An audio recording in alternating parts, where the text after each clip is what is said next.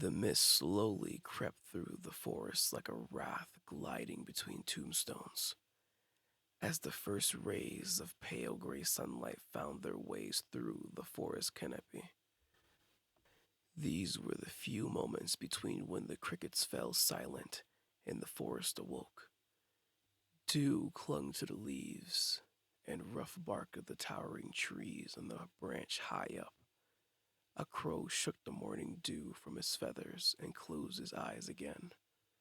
The low growl of a tent zipper filled the air, and Pharah crawled out into the cool, misty landscape. Sleep clinging to her bones and muscles didn't stop her. She folded her earth brown blanket with its red strip and white cross on the ground and knelt next to the fire pit. The fighting she was used to had ended, and she thought life would be easier.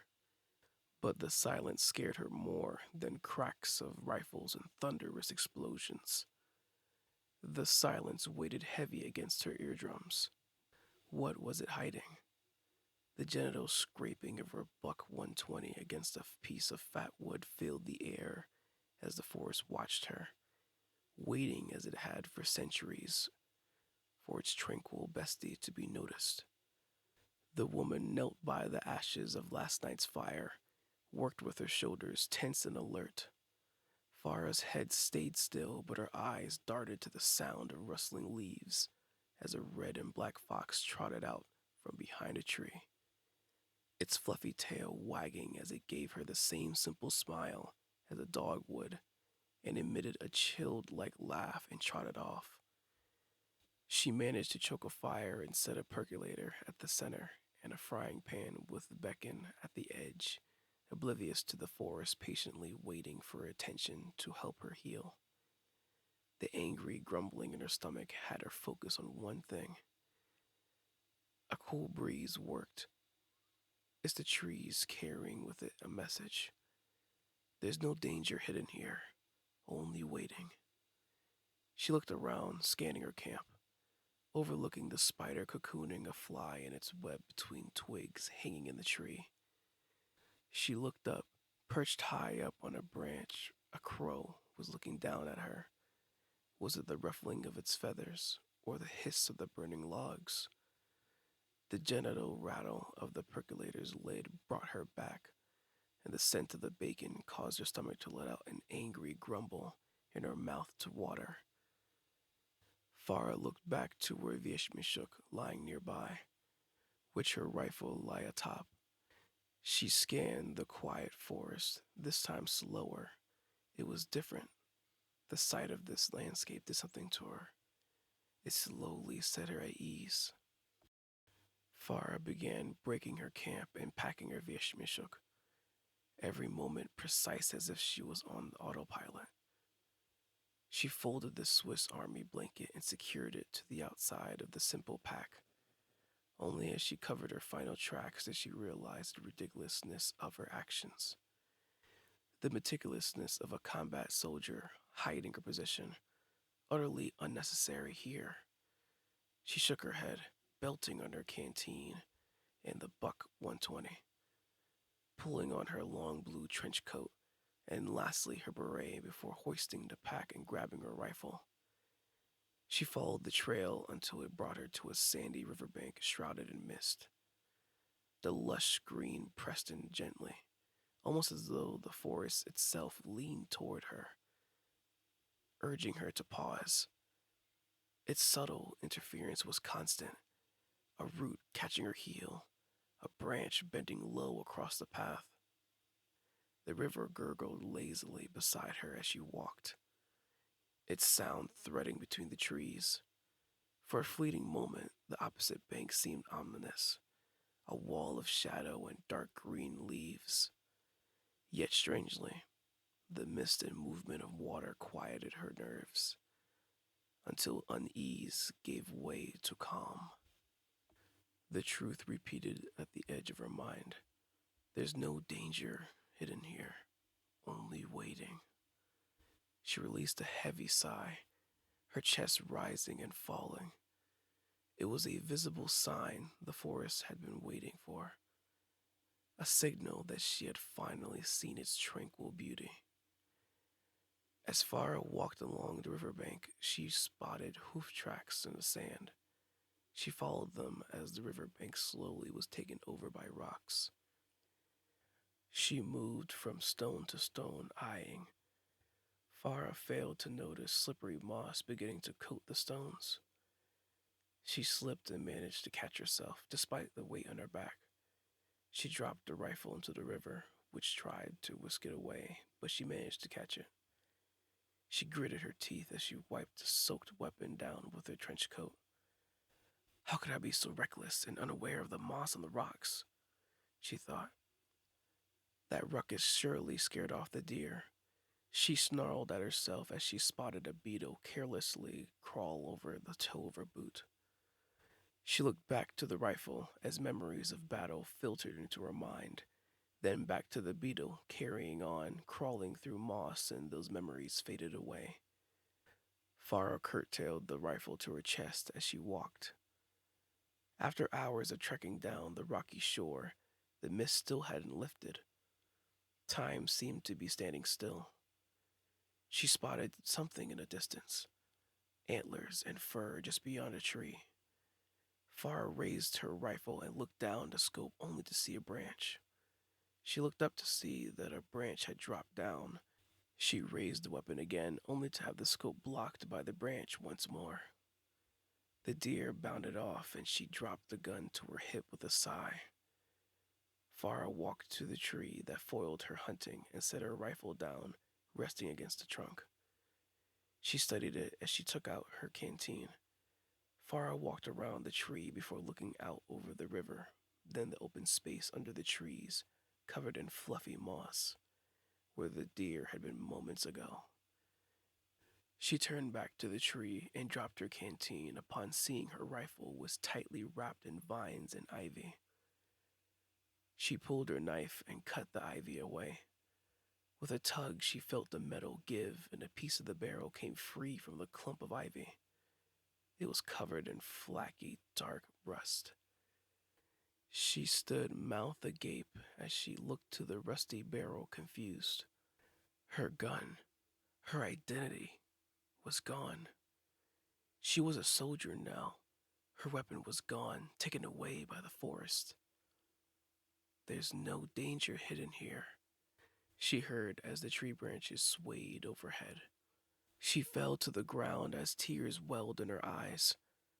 Now that the war is over, who was she, and what purpose did she serve?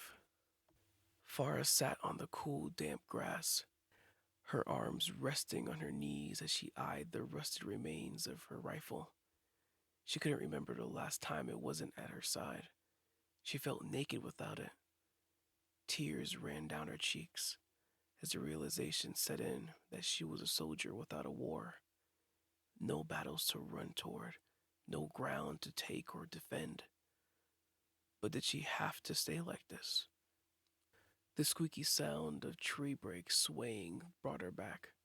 It sounded eerily similar to a door swinging on its hinges.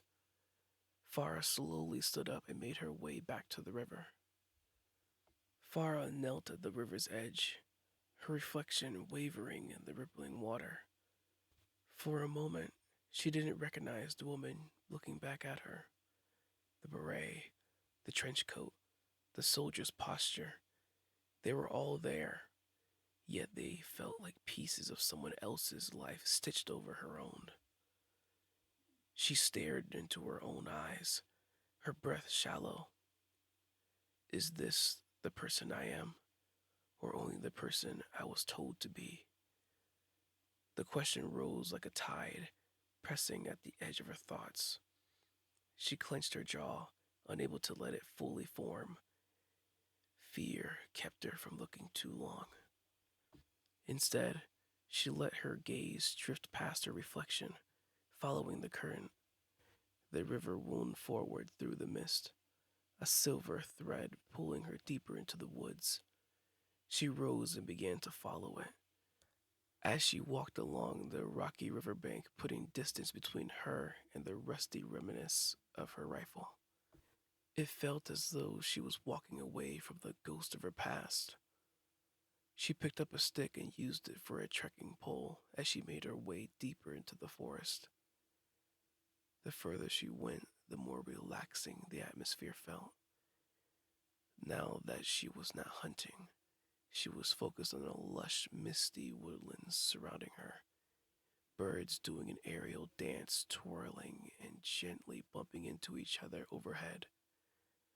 A squirrel lounged on a mossy stone, not bothering to look at her as she passed. Her mind was racing. Her nerves were shot and emotions on edge. She remembered being told long ago, courage is to walk in the valley of our thoughts, and in the desert that we fear to sit with open ears.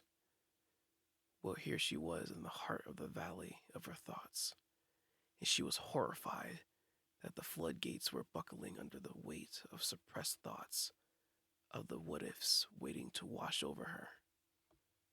The fog thinned as she walked, the pale sun pressing through until at last the trees gave way to stone. A jagged cliff face loomed from the forest, its dark rock painted with moss and lichen. The sight stopped her where she stood. The scale of it pressed against her chest, making her feel small, insignificant. As she craned her neck to look up to the top of the cliff, the boiled, chalk-colored stone stood like a fortress in the heart of the forest, ready to weather any storm that came its way, no matter how strong it was. Pharah spotted the scares of lightning strikes and discoloration in crevices from decades of rain. High up on the cliff on edges, trees and foliage had managed to thrive in what seemed like impossible places under harsh circumstances. She wondered what the view was like on those ledges, if it was worth the struggle to survive. Farah's muscles ached, and she looked down to the calm waters of the river where several fish were swimming, almost seeming to play with each other, completely oblivious to her personal issues, to the gravity of her situation. She turned from the cliff, the vastness of the stone no longer a judgment, but a measure of time she had wasted. The soldier's posture finally sagged. The rigid spine softened. She was not a fortress built to withstand, but a creature meant to adapt. She reached behind her, pulling the worn canvas Vishmishuk off her back and setting it gently on the moss. She unsheathed the bucked 120, the smooth wooden handle warm against her palm. It was the tool of a hunter, not a soldier. She began stripping slender, pliable twigs from a nearby willow, using the knive's clean edge. Her movements were precise, but they lacked the old combat tension. She didn't hurry, and she didn't look for unseen threats. Instead, she focused on her materials, on the ancient knowledge of lashing and knotting. When she was done, a small, elegant fishing weir was secured between two rocks, a patient offering to the river, a promise of respect. She sat down on the rocky bank, leaning back against her pack, the familiar wool of the Swiss army blanket pressing against her shoulders. She was still, completely still. The silence no longer weighed on her ears. It was full of life, the soft gurgle of the weir, the chirp of the birds, the rustle of the wind against the great cliff face. She wasn't a soldier, and she wasn't a commander. She was just a woman, alone in the quiet, misty forest, waiting for the river to give her what she needed to live. And for the first time since she had arrived, Farah was not afraid of the silence. She was finally listening to it. Hours later, she was setting up camp in a secluded part of the forest that promised to offer a breathtaking view of tomorrow's sunrise, framing it between two trees as the river wound its way towards the horizon. Farah wiped away a few tears as she carved the end of a sapling into a point before hammering it into the ground with a heavy stick. She then used the stick to hammer the buck 120 into the sapling, splitting it in half. Then she angled the knife 90 degrees and split the sapling again, leaving 4 strips. She felt her breathing hitch as she tried to stay busy, focused on the task at hand and not the future. She slid fat wood between the slats and the sapling, and then another turned 90 degrees. After putting 4 pieces of fat wood into the sapling, she wound a small vine around the sapling and stepped back to observe the torch she just made. As darkness stretched over the forest, Pharah sat her arms on her knees and a sickness in her stomach as she looked to the fat wood torch. She looked at the buck 120, its scuffed steel blade glinting in the dim firelight. Its wood handle gave it a timeless look, not the cold, lifeless look she was used to in a knife.